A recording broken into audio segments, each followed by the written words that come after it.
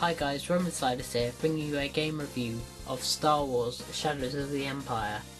This is one of my favourite Star Wars games because it weaves a tale in between the main trilogy and makes you part of the Star Wars universe through the character of Dash Rendar, who only appeared in this game, as well as being a great launch title for the N64.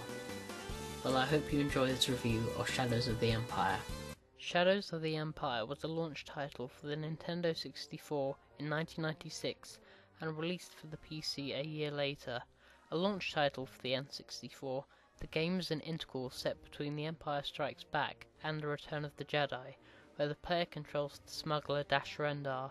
The game for the most part is a third-person action-adventure game with some vehicle stages, most notably the Battle of Hoth, which is the opening level, the asteroid field, and the Tatooine swoop bike chase. Dash starts out with a standard blaster that does moderate damage. This can be upgraded to fire seeker missiles, flamethrowers, pulse cannon, and disruptor blasts, to name but a few, as well as a jetpack that can be used to hover for short distances. Graphically, the game holds up quite well, as this was the early days of home console 3D gaming. There are of course jagged edges on character models, pop-in textures, and fog effects to conceal limited drawing distances. However, these problems affected most games on the Nintendo 64.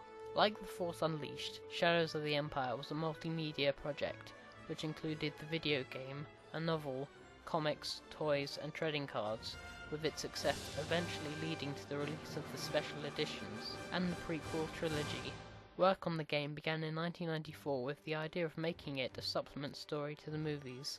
In order to create more freedom for an original story, the developers built the game around the character of Dash Rendar, a minor character from the novel, who had many similarities to Han Solo, and even a ship that resembled the Millennium Falcon called the Outrider.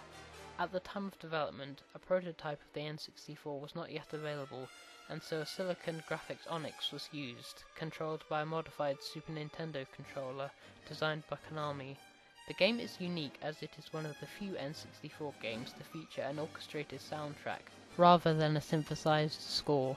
The things I didn't like with this game were the similarities between Dash Rendar and Han Solo. They're both smugglers and have cocky attitudes, which makes Dash come off as a low-rent Han Solo, whose sole purpose is to exist for this game because Han is trapped in carbonite and needs to be rescued. I also thought the asteroid level was modelled too closely after the asteroid chase sequence from Empire, and has subsequently been done better in other games like Rogue Squadron 2. The Outrider is even being chased by a Star Destroyer. However, these are only minor gripes I have with the tone of the game, and there are lots of positive things I have to say about it. One of the most important things I look for in a game is a compelling story, and this game certainly has one.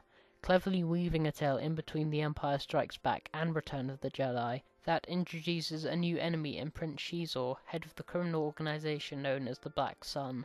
Along the way, the player faces other well-known characters from the Star Wars universe, such as Boba Fett and the bounty hunter droid IG-88.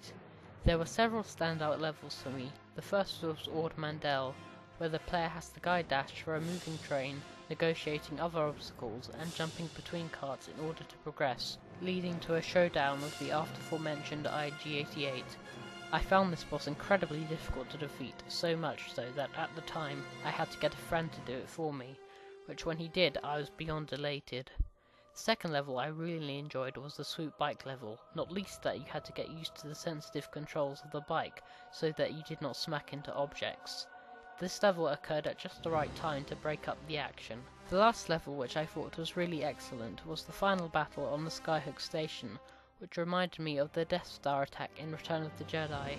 The thing that really enhanced this level was the music, which created an epic feel that you were finally going to take down the boss, capped with an ambiguous ending over the fate of the protagonist.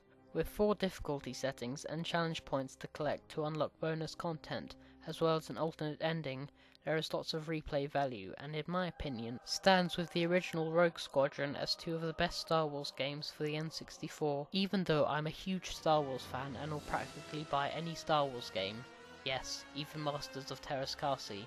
I would certainly recommend getting a hold of this game, as well as the novel, which places the story in a larger context. Shadows of the Empire is remembered fondly by fans, and considering this was a launch title, showed the world how much the Nintendo 64 could be capable of, and its future potential. Well, that was my review of Shadows of the Empire. If you like this video, please leave a comment in the section below and share your memories of Shadows of the Empire, and if you like my work, please subscribe to my channel. Well, until next time, peace out guys.